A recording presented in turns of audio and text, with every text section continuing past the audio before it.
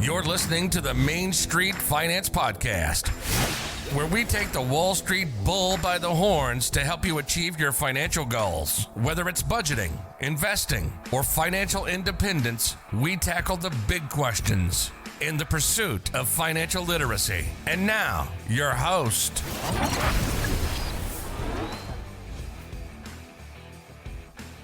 Hello, everyone, and welcome to the Main Street Finance Podcast. I am, of course, Alex, your host, and this week we have an interview with a sales call reluctance coach.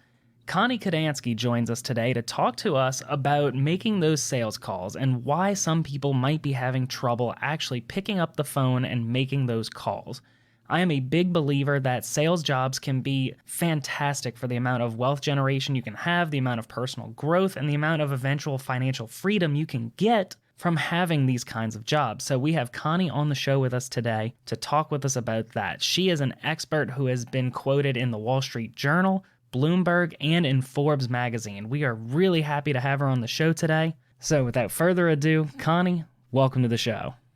Thank you. I'm happy to be here. Well, I'm happy to have you here. Now, for the audience out there, we had a little bit of a technical difficulty, but you know what? After a little bit of stumbling and me hitting my head with a brick a couple times, we managed to get it to work right, a slight sacrifice to the gods, but we're good to go. Connie, I am so glad, even after all that trouble, you managed to stick around with me and we're still talking. Thanks, Alex. Alrighty, so Connie, while we have you on the show and have you here, would you mind going a little into what it is you do, your specialty, and just your history? Well, I'm a sales call reluctance coach. Sales call reluctance is that emotional hesitation to prospect and self-promote. Salespeople must stay out there. They must keep their pipeline full. They must be visible. They must be proactive. And believe it or not, there's a lot of fear and vulnerability that comes into play. So that's what I have been doing for 25 years. And also, I was a salesperson that had sales call reluctance. And I was looking to solve my own issue because I was taking a nap at 2 o'clock in the afternoon. So how many salespeople are out there taking a nap at 2 o'clock in the afternoon because they're exhausted because of the energy it takes to consistently prospect? So I solved my own call reluctance, and I just really resonated with the cognitive behavioral psychology that was involved. And so that's how much fun I have all day long. So would you mind taking a second and just describing what exactly is prospecting and what that process is? Well, when you look at a basic sales model, there are 5 steps. So the first thing that you do as a salesperson is you need to identify your prospect, your ideal dream come true prospect. The second step is you must initiate contact. And that is the toughest part, to be able to get a hold, get in touch, get in communication with your ideal prospect. And the third step is, how to introduce yourself. You have to have that value proposition to find out if they have an interest in what you are promoting. Then the fourth step, which is really the most fun of all, is having that one-on-one meeting with the prospect. And that's where most sales trainers come into play. They skip step 1, step 2, step 3, and start teaching. Now you're in front of your ideal prospect. This is what you do. Now that's vitally important. However, that's the fourth step. And then the fifth step is to influence them to buy from you. So when we're prospecting, in reality, we're making an unsolicited call, an unsolicited proactive outreach. And that's where all this emotional hesitation comes into play. Okay, so it sounds like we have a 4-step process, and forgive me for butchering it. Let's see if I can't, a 5-step process. Let me see if I can't summarize a little bit. Step 1, who are you looking for? You got to kind of get that figured out. Step 2, how do I get in contact with this person? And how do I get past the gatekeeper if such person exists? Step 3, you got to make that call and really introduce yourself. Step 4, you have that introductory conversation. You've gotten through everybody. You have the person. You've made the initial contact. Let's establish myself. Let's have a lunch meeting. Let's do all this good stuff. And I'm so sorry, I missed out on the 5th step. It was, persuading them, establishing why they need to buy from you. Yes, influencing them to buy from you. Gotcha. Say, I knew I was missing something there, but I had it. I redeemed myself. Okay, so we have the 5 steps, but the gap in the market that you've seen is that everyone focuses on step 5. Okay, you are sitting at the desk across from the person. Here's what you say. But what you specialize in is the first 4 steps. How do you find the people? How do you introduce yourself? And how do you really establish yourself? Is that about right? Yes. So initiating contact and introducing yourself, 80% of it is an emotional exercise. And that is where the call reluctance comes in, because salespeople are uncertain. When we're reaching out, there's uncertainty, there's some risk, and there's also emotional exposure. So that is what plays a huge part in causing salespeople to hesitate. Okay, and then I really want to get more into the sales process and more specifically what it is you do, but I want to take a second and talk to the audience for a minute here. Now, I have Connie on the show today because she is an expert. She is a coach. She has been working in sales for over 20 years, and as some of you know, most of my podcast is teaching the basics of finance, but a big part of that as well is I like talking about the FIRE movement, financial independence, retire early, and one of the big tenets of that is get a sales job. Because if you get a sales job, there's all kinds of benefits. It can really help you get to where you want to go faster. So the opportunity came to talk to Connie, and I was like, yes, let's go ahead and bring her on. So Connie, while we have someone here who has such a wealth of knowledge, would you mind talking a little bit about why a sales job might be a great option for some people? The world revolves around selling. So all selling is solving people's problem for a profit. That's it.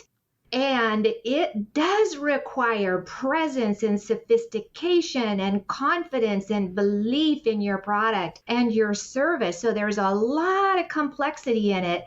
However, you get in there and you do the work, it can be loads of fun and challenging at the same time. And there is no cap on earnings. And it really requires a mindset. And so we hear about mindset all the time. What's the mindset? And what I really do is work with people on asking them the question, so who sets your mind? What part of you is going to set your mind to be successful? What part of you is going to really light the fire within yourself? Because Alex, in reality, the 80-20 rule, 20% of the salespeople are selling 80%. And my goal is to help people really build on their success, build on their skills, but also enlighten people to how that they can overcome what their call reluctance, and they really and truly can overcome the sabotaging habits that keep them from being successful. So there's a lot of gratification there in helping people light the fire within themselves. Oftentimes, salespeople are trying to light the fire under themselves, and it's unsustainable. Okay. So it sounds like we're really trying to, really, you don't even have to be the best. It sounds like I really love the 80-20 rule, and it's applicable to many things. And essentially, sales is one of those. But you don't even have to be the best seller, the number one seller, the top 10. If you can get to the top 20%, you're a top performer. That's just how mathematics rolls sometimes. Now, I know for a lot of people, most of us aren't naturally extroverted. Now, me, I can talk to people all day long, but that's because I'm sitting in my cave with a very expensive microphone and audio setup.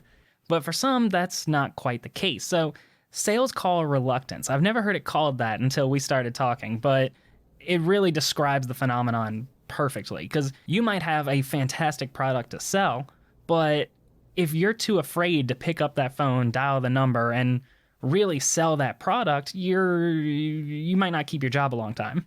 So what are some steps to overcoming that sales call reluctance and how you can kind of keep your pipeline full of those prospects? Well, to really recognize there are 4 steps. And the first one is to become aware. So, how do you become aware whether you have sales call reluctance? So, what you do is you look at your calendar. How many new appointments do you have this week? And then you also take a peek at your bank statement. How much money is in your bank account? Because those are the 2 places that call reluctance shows up first, in your calendar and in your bank account. And to be able to just recognize that, I'm aware that I am not getting in front of enough people. And also, Alex, I want to pause here too, because call reluctance, people think, well, that's just picking up the phone and using the phone. There are 16 types of call reluctance, and telephobia, the fear of using the phone to proactively prospect, is just one of the 16 types. And believe it or not, it's one of the easiest to overcome. And we'll talk about the other types. So going back to how do you solve your call reluctance? You become aware of it, and then you assess it and find out, is it really call reluctance? Because sometimes people think they have call reluctance. In reality, they don't really want to do what they're doing, or they don't have the physical and psychological energy that it takes to prospect. So that's an imposter. It looks like call reluctance, but it's a deeper issue. And we have an assessment that people take, and we can actually diagnose whether they have an imposter or whether it is truly call reluctance. And also on my website, I have a complimentary assessment. It's called the Prospecting EKG. And you can just zip through that and take a self-assessment and find out there. So the second one is to assess. The third is you have to admit it. And that is often the hardest part for people to say, oh, I admit I have call reluctance. Because I didn't know what I had when I was experiencing call reluctance. And I got the books, The Psychology of Sales Call Reluctance. And once I started reading it, I thought, oh no, I have this call reluctance. So you have to admit it. And then the 4th step is to apply proven techniques to overcome it. And it's not one and done. It is a process. It is a mastery. However, I have figured out over the years on how to fast track helping people overcome that reluctance. Okay. And for the audience out there, those links to those assessments are going to be shown in the description below. So would you mind going a little bit into that? We had the sales call reluctance, which you have to identify that you have it. You have to diagnose whether it really is there, and then you have to admit it. And then all of that is on your website. Links to that are going to be below. So what are the next steps? Like, how do you work on it once you recognize that, yes, I have a problem, and you are able to admit it to yourself? Well, it is really becoming acutely aware. And so many times, so call reluctance, it's a mental habit that people have, where they reach to pick up the phone, they think about calling one of their current customers that love them, and they think about, hey, maybe I should leverage these relationships of our current customers and ask them who that they could introduce me to, so leveraging relationships. And you've just become really aware of what causes you to hesitate. So we hold up a mirror for people and they look in, and it takes humility to look in. That takes humility to admit it and to recognize, now, what is causing me to hesitate? So it's very disempowering. So think about if somebody has made their prospecting list and they reach for that phone and they hesitate, to really take a deep breath and ask themselves, what is causing me to hesitate? What is the disempowering thought that is causing me to hesitate? And to be able to be really authentic with yourself, because that's how people sabotage. And the saboteurs are always trying to keep people protected. And the saboteurs will say, well, they already have somebody, they already love their current vendor. And so the salesperson is actually projecting onto the prospect of how they're going to respond. Well, that is very disempowering. And so that's the key. So when people become more aware, it's through self-reflection, discerning self-reflection. So they don't get all down on themselves and say, oh my gosh, here I go again. I'm just hesitating and I keep disrupting myself. No, just very gently to ask themselves, what is causing me to hesitate? And write it down, because your freedom is in writing it down, getting it on paper. Because then when we do that, we can intercept it and we can replace it with an empowering thought versus disempowering. So helping people reclaim their power. And power is the capacity to act on taking care of what you care about. So that's how we just really slow people down so they can connect to what they really care about, so that they can discerningly slow down. And that is what is required to get on the other side of the call reluctance. Okay. And then something I've been wondering is that you made very clear earlier in the episode that you are not a trainer, you are a coach. So I'm wondering what exactly that coaching relationship looks like. I'm assuming some kind of one-on-one, talking with them, working with them, but would you mind going a little bit into the coaching aspect and what it is you offer? So coaching is an intentional conversation that client and coach have around what is it that the client wants to get that they do not have. And so really zeroing in on what's important to the client. And I'm a master certified coach. And so I coach the person, not their call reluctance. So I do a little bit of teaching to help them become aware with cognitive behavioral psychology, with neuroscience, performance psychology, positive psychology, all intertwined. And so that I coach the person around their relationship with the sales call reluctance. And that's where we slow down. And I have particular methodologies that can really facilitate the self-awareness. It doesn't have to be a long, drawn-out package of a large number of weeks. It can be pretty intensive for maybe 8 weeks. And out of that, they truly can have some transformation. And so coaching is 24/7. And so I often give people some ponderings throughout the week, different assignments so that they can become aware. And also I work with a daily app, and that app helps them be more cognizant throughout the day on how they're choosing to think about their new business development. Alrighty, and I can definitely agree with you on the timeline thing, because it sounds like there's a lot of introspection that needs to be done. And as far as how long it takes to really overcome this depends on, I guess, how willing you are in the process. Because, I mean, if you look into your mirror and say, you know what, maybe this is the problem I have, or maybe this isn't the problem I have, I mean, if you accept it, admit it, and just kind of, I guess, cop to it and say, okay, now how do I improve?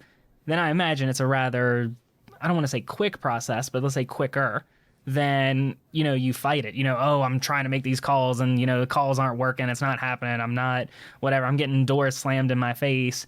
I don't know what it is. So I'm reaching out as a last resort. So I can definitely see the variability in the amount of not just work it takes to really fix the problem, the core issue, but also with how long they're going to be in the program for. Yes, yes. Because when salespeople become aware of what throws them down the self-doubt spiral and they can recognize it, they can stop it. And that is where that humility comes in. And people need to be coachable and they need to take it personal, because intellectualizing call reluctance just doesn't work because it's an emotional exercise. We're reaching out to people that may not know us well. They may have a need, but they have different things going on in their life. And so the goal here is to find out from the prospect three basic things when we're prospecting is this prospect interested in my product or service? That's number one. And number two is, do they really care? Do they care about solving their problem? And then we move them into number three. Are they willing to make a commitment to move to the next step? So it's really shared interest. Is there a shared interest? Is there a shared care? And is there a shared commitment that they're willing to be open in order to have further conversation? Sounds very good. Sounds very concise. Definitely sounds like you've done this once or twice before. So we talked earlier a little bit about there are 16 different ways that sales call reluctance can really manifest itself. We talked about the number one and number two. Is there maybe another one or two you'd like to share? Well, one of the type is role rejection, and you intimated this and brought this up earlier, where people are just not comfortable with selling, or they have bought into a negative stereotype car salesperson, and so they're secretly ashamed of what they do. And it's catastrophic, even for people who they have the ambition to move forward, but they nag at themselves that they're not really acceptable in the eyes of the prospect. And it is so unnecessary. And what we have found over the years, that the number one carrier of call reluctance are the sales managers and the sales trainers, because they're contaminating the very people they intend to inspire. So people need to be comfortable that they are of value and their product and service is of value. But when they get that role rejection, that they're rejecting the role that they're actually in, it is devastating. And they can even be good at what they do, but they're not happy when they actually close a sale. So that's one that needs to be really taking a deeper look at. And then yielder call reluctance is the number one type of call reluctance. And what that means, the salespeople with yielder call reluctance, they are all about relationship. And they're more focused on the relationship with the prospect than the actual solving the prospect's problem. So they get too friendly, wishy-washy, rapport building, and they lose focus. And when they have that yielder call reluctance, they often can have close reluctance. When it's time to close the sale, they're backing up because they're getting a little bit nervous because they want to just be comfortable. So those are the predominant two. And then I'll just throw in another one that I had was intimidated by an upscale clientele. So there are people who are intimidated by wealth and education and prestige. So they're comfortable prospecting at a particular level. However, with financial advisors, and they are calling people that may have more wealth than them, they can get intimidated by that upscale buyer. So kind of a who am I to be selling this product to these people kind of thing. You got it. Okay, so give me a baseline here, because I assume that you've worked with all kinds of salespeople in all kinds of different industries. I mean, probably all over the country. So What is maybe a good baseline for how many calls you should be making in a week? And what kind of expectations there should be for, getting a call back or the response rate? Well, that's where it gets tricky. Now, with newer salespeople, 20 conversations a day, and you will hit the ball out of the park. There are people that are making 60 calls a day in order to get to their 20. Now, that's quite a bit of call, right? And so it depends on people. If people are seasoned, then they only need to make 5 or 10 outreaches a day. And I always recommend that people consistently, 5 days a week, proactively prospect. It doesn't matter if you have appointments that day, stay in the mode, because what happens, sometimes people put so much energy in building their business that they exhaust themselves. And then once they get their appointment set, they lean back, take a deep breath, and they get out of that habit. So getting into the habit of making consistent prospecting calls and outreaches on a daily basis. And what I do is I make it fun. And in my office, I have an abacus, and I'll show you. I know the audience can't see it. And then I actually keep track of it here.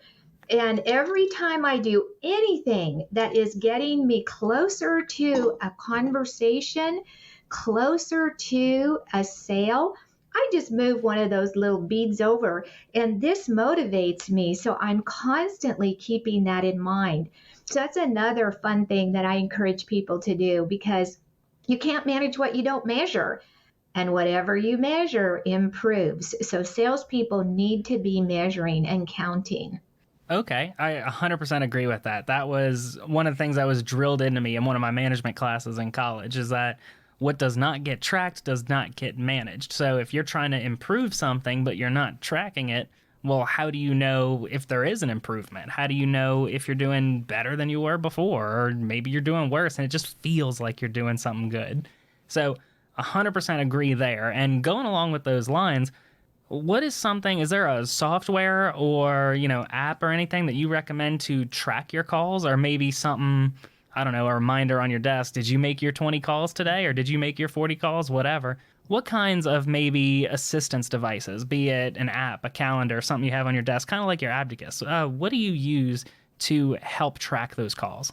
Well, a lot of the CRM software programs will do that for people. And then that's a way for managers can keep track of their salespeople.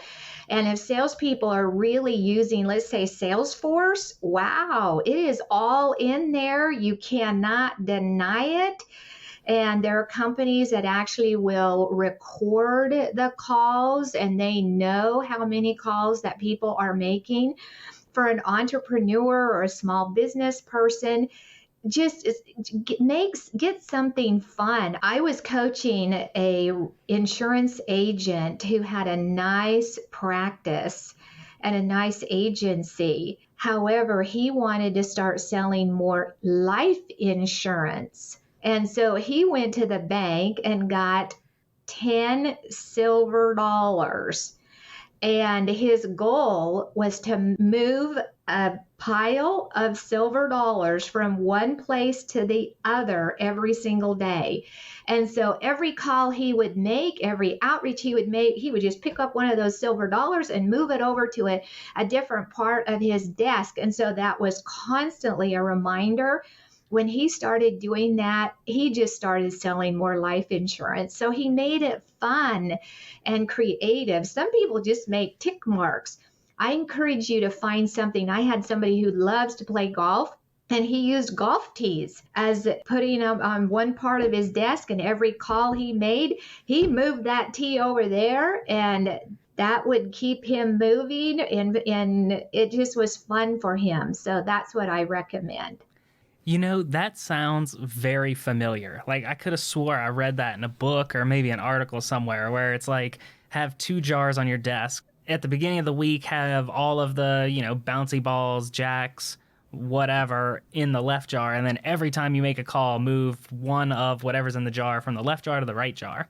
and the goal is to empty the left jar by the end of the week. I swear I've read that somewhere. Well, it works. When I first started my business, I had some crystals, and I would move 83 a week, and wow, my business just took off like crazy. And and again, I was highly motivated. I really knew what was important to me. And so even when I had some call reluctance, I would move through it, because that's another thing with people, even though it's uncomfortable, if you have the attitude of, I'm going to do this come what may, meaning I'm going to do this no matter what. And the more that we do it, the more comfortable we get with it, then it can turn into actual and I hate to say this because salespeople usually kind of look at me with contempt. It can turn out to be challenging and fun, and you can really get good at your outreach. Well, I should hope so. I mean, if you can't get good, you might be in the wrong career field. Alrighty, Connie. So let me ask you this. If there are members of my audience who want to learn more about you, more about what you do, and especially your business, I don't think we've mentioned your website. I know we've referenced it, but I don't think we said the name of it this entire episode. But if my audience wants to connect with you or learn more about you and just reach out, where can they do that? Exceptionalsales.com. You can also find me on LinkedIn, and you can certainly give me a call. And that number is 602-380-5431. If you're call reluctant, you can certainly send me an email, Connie@exceptionalsales.com. And when you go to my website, there is a free report that is exceptionally good, and it also includes that free assessment. That it is an opt-in report, so guess what, you'll put your name in there and you may get a call from me. It's okay, and you will go on to my newsletter list, and I work hard on my newsletters, so you can feel free to go there and get that free report too. Well, alrighty, and links to all of that, the phone number, the website, the LinkedIn, all of that will be listed below, and I can 100% guarantee you, as the host of this episode, that Connie will have zero reluctance about giving you a call. You're right. Alrighty, Connie, just think, I mean, guys, you might be one of her, 87 crystals you'd move around? 83. 83. That was close, so close. Alrighty, guys. So you guys know what time it is now. As usual, I did not prepare Connie. She does not know what question is coming up next, although she did tell me she was listening to some previous episodes, so she might know, but I can't help that. So, Connie, is there one piece of advice or maybe one mic drop statement that you'd like to leave us with today? Yes, to ask yourself, what's it going to feel like when I stop sabotaging my prospecting activity? What's it going to feel like when I am free from sales call reluctance? And really allow yourself to ponder that, because it is so possible. Sales call reluctance is nothing to be embarrassed about. Living with it needlessly is. Beautiful. I mean, for not being prepared, you definitely seemed ready for that one. Well, I thank you for that. I appreciate it. Thank you so much for coming on the show. I had a lot of fun talking to you, and you know what? I might have to get me something to put on my desk now. Okay. Thanks, Alex. I appreciate you. Oh, it's no problem at all. For all you guys at home, you have all kinds of links in the description. Be sure to go check out Connie, check out her website, and I don't think we've mentioned it so far, but she's been listed in the Wall Street Journal and Bloomberg and Forbes. I'm going to have some articles for where she's been listed below. Check that out, and until then, I will see you all next week. Thank you for listening to the Main Street Finance Podcast. Have a question on today's topics or have suggestions for future episodes? Send an email to mainstfinance@gmail.com. Sharing is caring, so if you learned something new and useful today, Make sure you share with friends and family. Don't forget to like and subscribe to be notified of new episodes. For demonstrations and more examples, be sure to check out the YouTube channel. We'll see you next time.